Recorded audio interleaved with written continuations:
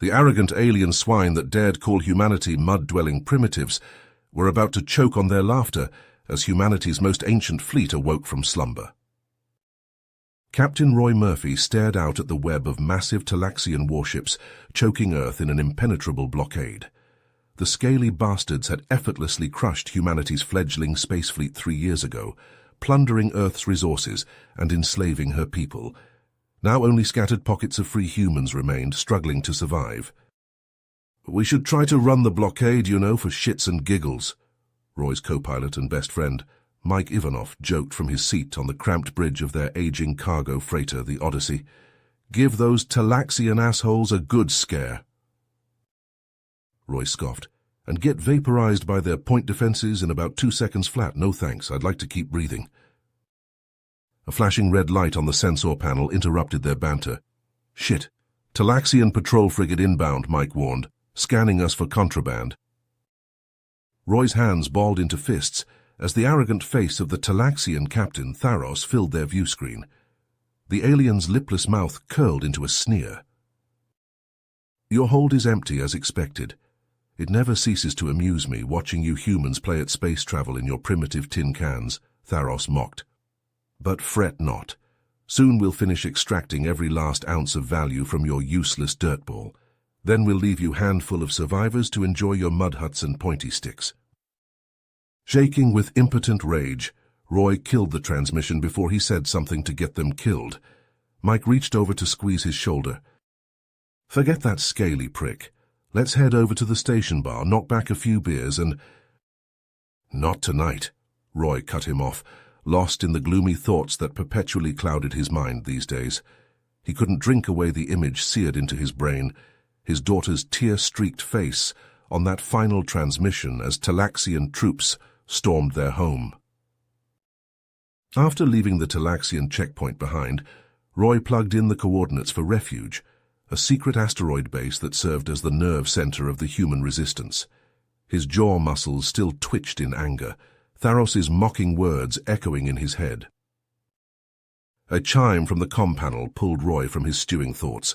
"Roy, you better come see this," Mike called, concern lacing his voice. "Incoming priority message on the quantum entanglement communicator. It's from Halsey." Roy's eyes widened. Retired Admiral Xander Halsey never used the QEC unless it was critical. He tapped the flashing button. "Admiral, what's going on?" "Get your ass to Refuge on the double," Halsey barked, his grizzled face tight. "We'll talk more in person. And Roy, it's about your old man. Halsey out." The transmission cut off abruptly, leaving Roy staring at a blank screen, heart pounding. His father had disappeared years ago on a classified mission, leaving behind only painful questions. The Odyssey shuddered as it docked at Refuge a few hours later. Roy raced through the airlock, Mike on his heels. In the command center, Halsey waited with 2 others, General Sarah Briggs, the Resistance's iron-willed leader, and a fidgety man in a rumpled scholar's tunic. "Roy, Mike, meet Dr. Toru Sato, our resident xenoarchaeologist," Halsey said. "He's made a discovery that will change everything. Tell them, Sato." Sato adjusted his thick glasses. "I've uncovered evidence that centuries ago, before the Talaxian invasion, humanity had a thriving interstellar empire with a vast, powerful space fleet." Roy and Mike exchanged shocked looks. "That's impossible," Roy protested. "If we had an empire, we would know. There would be records, ruins." "There were," Sato said, "but it all vanished, erased by a cataclysmic war that we still don't fully understand. The only trace is a single reference I found in a damaged alien archive." Halsey leaned forward, his cybernetic eye whirring. "The fleet's not all gone, Roy. Most of it is still out there, hidden away. Your father died protecting its location." Roy gripped the edge of the table, knuckles white. "What are you saying?" "The ancients secured the fleet in a secret base, keyed to human DNA. Your father was the last guardian of its location, and now that burden falls to you." Sarah placed a scarred hand on Roy's arm. "Roy, if we could recover that fleet, it would give us a real shot at beating those Talaxian bastards, liberating Earth." Mike frowned. "Hold up, if this fleet is so critical, why haven't the Talaxians found it?" Sato shook his head. They've been searching for years, but the base is perfectly concealed. Okay, so where is it? Roy asked.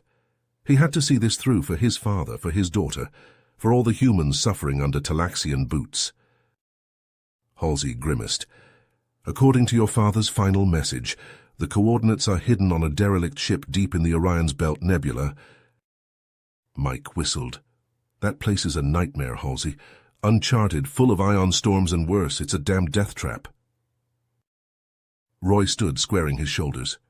We have to try. I need to understand what my father died for. And if this fleet can help us save Earth, I'll fly into the jaws of hell itself. We're doing this. The Odyssey shuddered and bucked as Roy guided it through the treacherous plasma storms that raged across the Orion's Belt Nebula. Mike gripped his armrests, his face pale. Shit!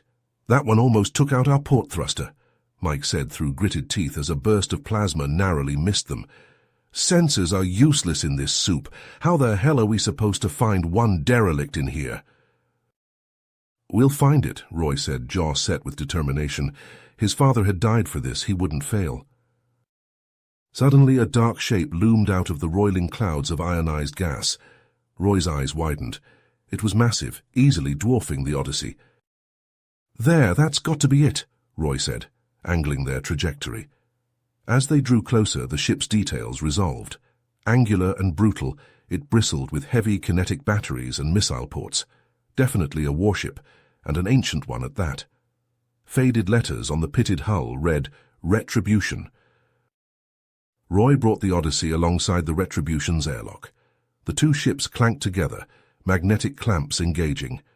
Sealed in his vacuum suit, decoder in hand, Roy cycled through the airlock. Mike gave a tight nod as the doors shut between them. Inside, the Retribution was a tomb, silent except for the groans of its aging superstructure.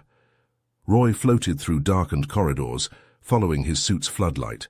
Scorch marks and jagged holes told of a violent end.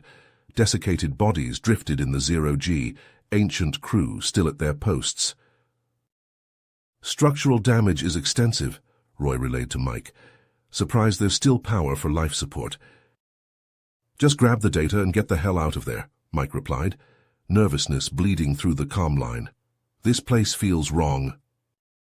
Roy finally reached the Dreadnought's damaged computer core. With shaking fingers, he jacked Halsey's decoder into the access port. Strings of data flashed across his HUD as it wormed through the ancient ship's archives. Then a star map blossomed before Roy's eyes. A red dwarf system, surrounded by swirling gravity wells. Coordinates blinked at the bottom. Tartarus system. Got it, Mike? The fleet's location, it's in... A harsh klaxon cut him off, the Retribution shaking around him. Roy, Talaxian ship just dropped out of FTL, Mike shouted. It's Tharos. That bastard must have followed us. He's opening fire. The deck rattled under Roy's boots as plasma torpedoes hammered the Retribution's flanks. Tharos's warship hung off the Retribution's bow, its spinal railgun glowing as it prepared another salvo. Suddenly the Retribution shuddered. Roy watched in awe as its kinetic batteries swiveled and opened up on Tharos's ship, the AI combat systems apparently still functional after all these years. The barrage tore through the Talaxian shields, gouging molten holes in its armor. Tharos's ship lurched into evasive maneuvers, trying to break the Retribution's target lock.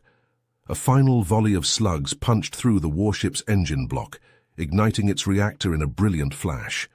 The stricken vessel listed away, venting flames. Roy, structural integrity is failing. You need to move, Mike yelled. Roy disengaged the decoder and kicked off, racing back through the disintegrating ship. Bulkheads crumpled around him, decompression alarms wailing. He tumbled into the airlock just as the Retribution's spine snapped with a tortured shriek of rending metal. The Odyssey shook free of the clamps and roared away as the Dreadnought cracked apart, vanishing in a roiling fireball. Damn, that was close, Roy panted, still shaking from the adrenaline as he stumbled onto the bridge. Tharos definitely knows we're up to something now. No way that ship'll be space-worthy any time soon, though. Mike frowned at the damage report scrolling across his screen. Sure, but neither are we. That last torpedo punched clean through our armor. We're venting atmo from a dozen hull breaches. We need to put in for repairs ASAP. Roy plugged the decoder into the Odyssey's computer. The stolen star map glowed above the projection table. Set course for Tartarus. We'll resupply at High Point Station en route. It's the closest neutral port. A few jumps later, the Odyssey limped into High Point's docking bay, warning lights flashing across her battered hull. Engineers swarmed over the damaged freighter, welders sparking. Roy haggled with the scowling dockmaster, the costs of patching up the Odyssey's battered hull already stretching their meager credits to the breaking point.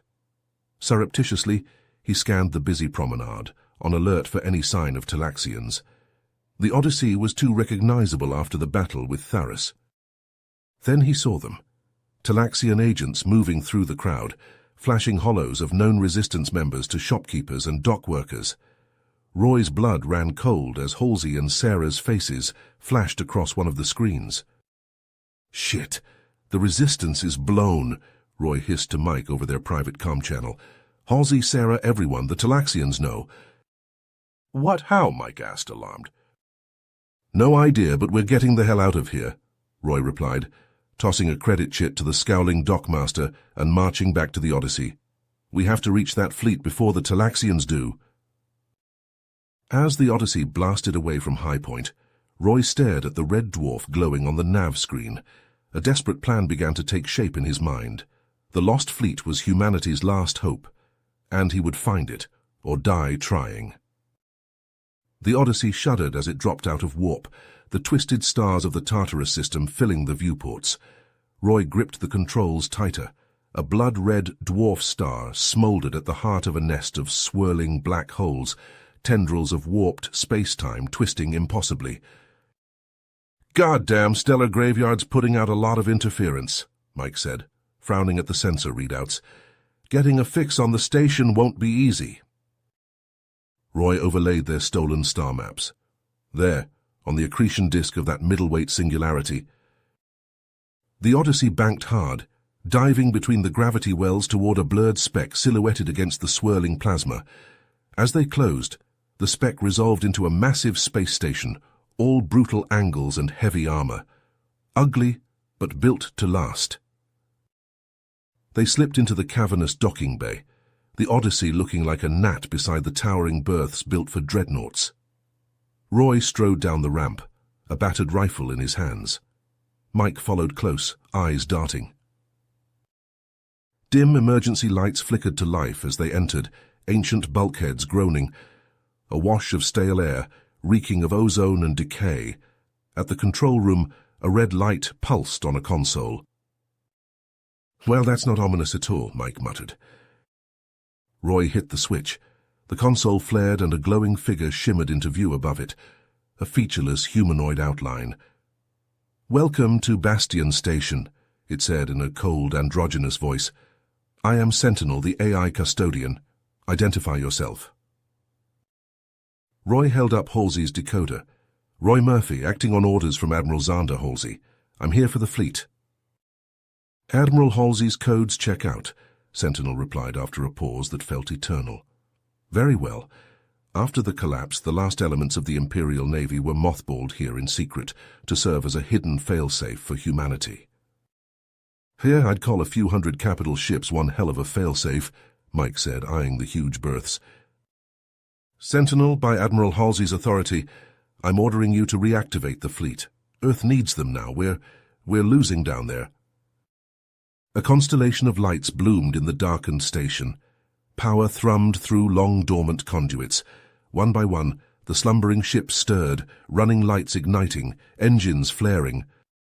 Kilometer-long battleships, heavy armor scarred by ancient wars. Light cruisers, all sleek predatory lines, darting frigates and salvage tugs. Ugly fleet colliers built to haul fuel and munitions. And carriers.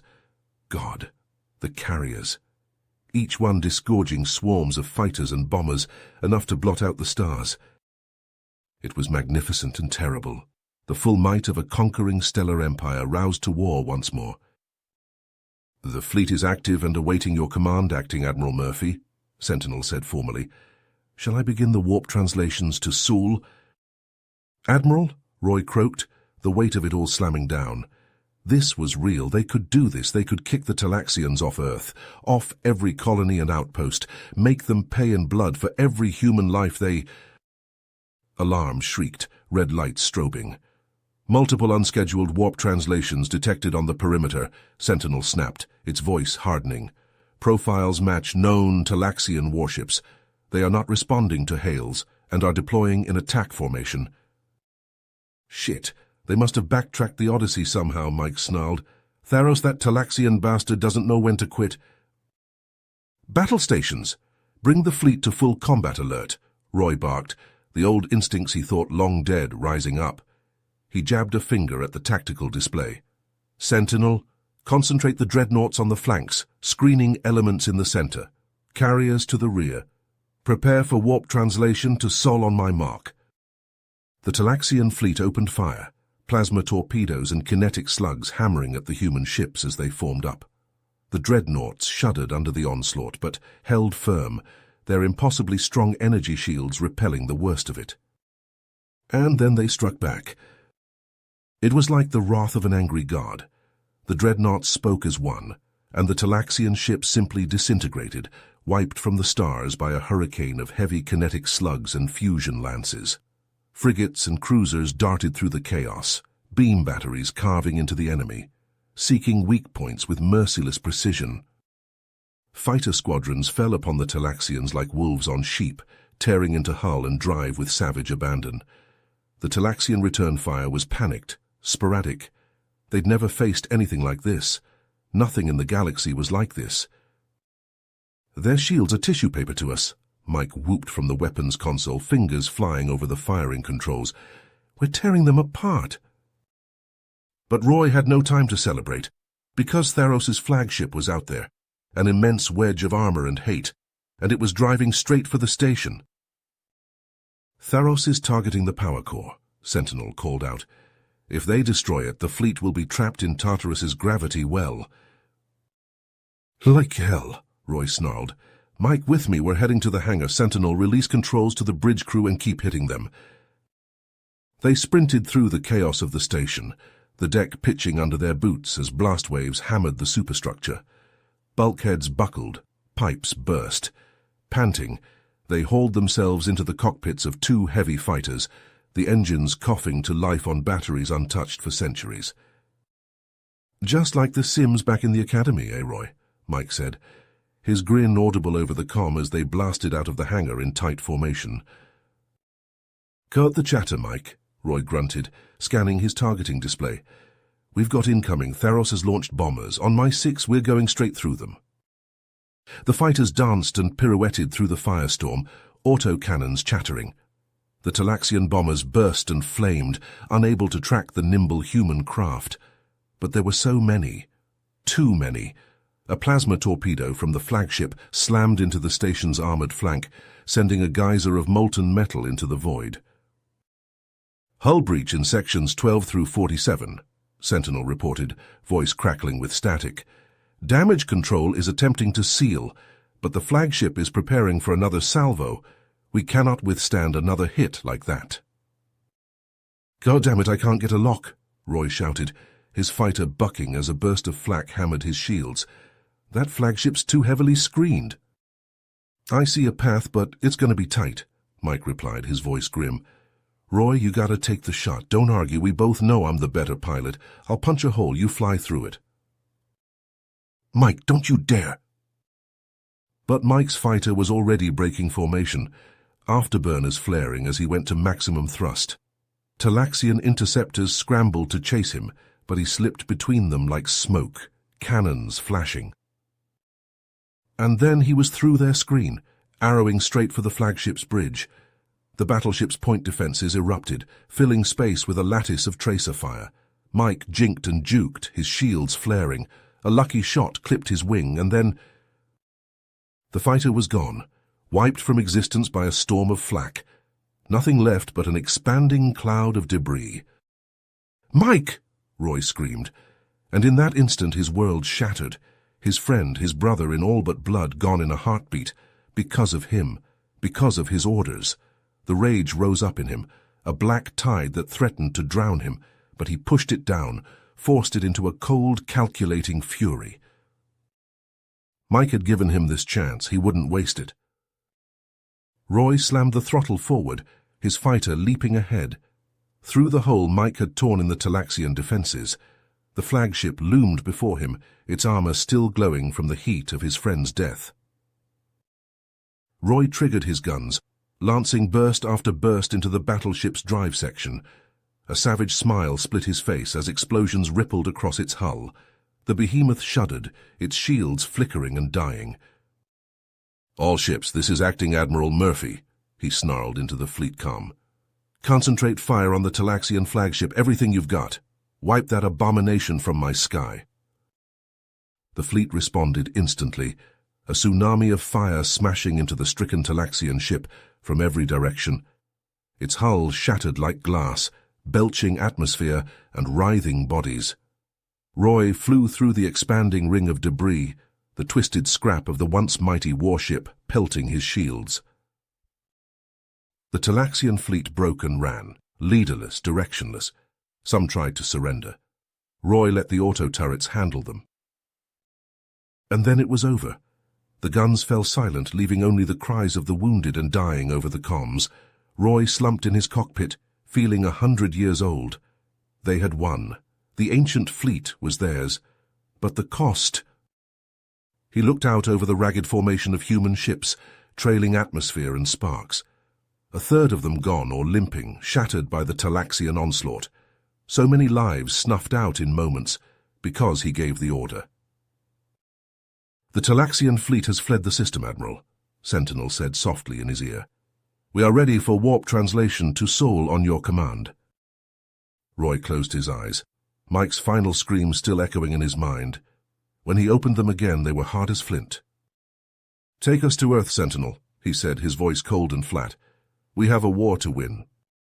As the fleet aligned for warp, Roy stared at the unforgiving stars, a vow crystallizing in his heart. Mike's sacrifice would not be in vain. Earth would be free. Humanity would be free. No matter what it cost him, no matter how much blood he had to spill, even if it damned his very soul. The warp drives engaged with a rising hum, and the ships vanished in a blaze of Cherenkov radiation, hurtling toward a distant blue world. And war. The battered human fleet exploded out of warp, guns blazing, Cherenkov radiation still glowing on their hulls. Before them lay the ugly armored bulk of the Talaxian blockade, a wall of metal and spite that had choked Earth for years. Roy stood on the bridge of the Retribution, knuckles white on the command chair. "All ships, fire at will. Punch us a hole through those bastards." The dreadnought shuddered as its mass drivers unloaded, the hypersonic slugs ripping through Talaxian ships like tissue paper. Fusion beams speared out, boiling away armor and hull. The fleet surged forward, a tidal wave of vengeance and cold steel. The Talaxians reeled, frigates bursting like fireworks, cruisers belching atmosphere from gaping wounds. But they were far from broken. "Incoming big signatures," Ops called out. "Some sort of heavy dreadnoughts, but the profiles are all wrong." Roy magnified the display, and his blood ran cold. A half-dozen monstrous ships were lumbering into position, each one bristling with enough guns to flatten a continent. But it was the massive ports along their spines that drew his eye, the telltale sign of a planet cracker's main weapon. Graviton beams, horror weapons that could tear a ship apart on an atomic level. "Evasive maneuvers," Roy barked. "Get our ships out of their firing solutions." But it was too late. The planet crackers fired as one, and space itself screamed. Graviton beams lanced out, warping space-time in their wake. Human ships crumpled like tin foil, scattering into clouds of shrapnel. "We're getting massacred out here." Comms were choked with screams and desperate pleas, ships dying by the dozen. "Sentinel analysis," Roy snapped. The AI's avatar flickered. "Graviton beams are punching right through our shields. Hulls are compromised on multiple vectors. We can't take another barrage like that." Roy slammed a fist on the arm of his chair, his mind racing. A frontal assault was suicide. Those planet crackers had to go, and there was only one way to do it. "This is Admiral Murphy to all ships. I need volunteers for a boarding action. We're going to take those planet crackers apart from the inside." The response was immediate. Strike team leaders and captains clamoring to join the mission. Roy felt a swell of pride. Humanity wouldn't go quietly into the night. As the fleet moved to screen the dropships, Roy made his way to the hangar deck, a rifle in his hands and murder in his heart. He had a score to settle. The Retribution shook as the dropship launched, the troop compartment packed with grim-faced Marines and engineers. They knew it was a one-way trip for most of them. The planet cracker loomed ahead, spitting fire from 100 gun ports. Roy gripped his harness as the ship slammed into the planet cracker's hull, cutting torches already searing through the breach. He was first out, boots clanging on enemy deck plates. "Move out by squads. Demo teams, make for the reactor. Hold the intersections and don't stop for anything. Go!" The Marines charged out, a tide of steel and courage. Talaxian defenders scrambled to respond, plasma fire sizzling down the corridors. Roy led from the front, his rifle barking. They advanced deck by deck, leaving only the dead and dying in their wake. In the reactor control room, Roy and his demo team were placing the last charges when a cold voice rang out. "So how fitting to find you here, Admiral Murphy, scurrying through my ship like the vermin you are." Roy turned slowly. It was Tharos, his face twisted with hate, a plasma rifle leveled at Roy's chest. "I should have killed you at Tartarus," the Talaxian snarled. "A mistake I intend to rectify." Roy just smiled, his finger tightening on the detonator. "You never could see the big picture, Tharos. All you Xenos too arrogant to imagine the monkeys would bite back." He squeezed the trigger. Nothing happened. Roy stared at it in numb horror as Tharos laughed. "Did you think we wouldn't jam your pathetic charges? And now you die." The world went red as plasma bolts hammered into Roy's chest, the smell of his own seared flesh choking him. He crumpled, his life leaking out onto the deck. Tharos stood over him, savoring his agony. In that final crystallized moment, Roy saw with perfect clarity Tharos's mistake, the Talaxian's arrogance. With a bloody smile, Roy triggered his suit's reactor overload. As the microfusion heart went critical, he thought of his daughter, of Earth, of all he had fought for. The world went white, and Roy Murphy, first admiral of the free human stars, the man who led humanity's charge to the light, was gone.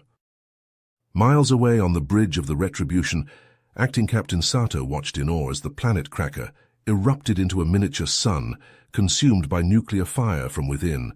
The Talaxian fleet, shocked and leaderless, fell into panicked retreat. Sato slumped in the command chair, the weight of it all crashing down. They had won. Earth was free, but the cost... He looked out over the ragged remains of the human fleet, trailing bodies and debris. So many lights gone out, so many friends lost to the void. Admiral Murphy, a legend, a giant, snuffed out in the cold of space. On the view screen, Earth rose, her blue-green beauty marred by the ugly scars of orbital bombardment and occupation. They had saved her, but Sato knew in his bones that this was only the beginning.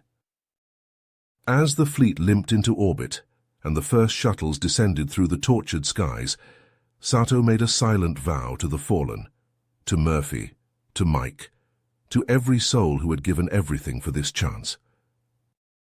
Humanity would rise from the ashes. They would rebuild, grow stronger. And when the Talaxians returned, as Sato knew they would find a species tempered by the fires of adversity, a species ready to take the fight to the stars.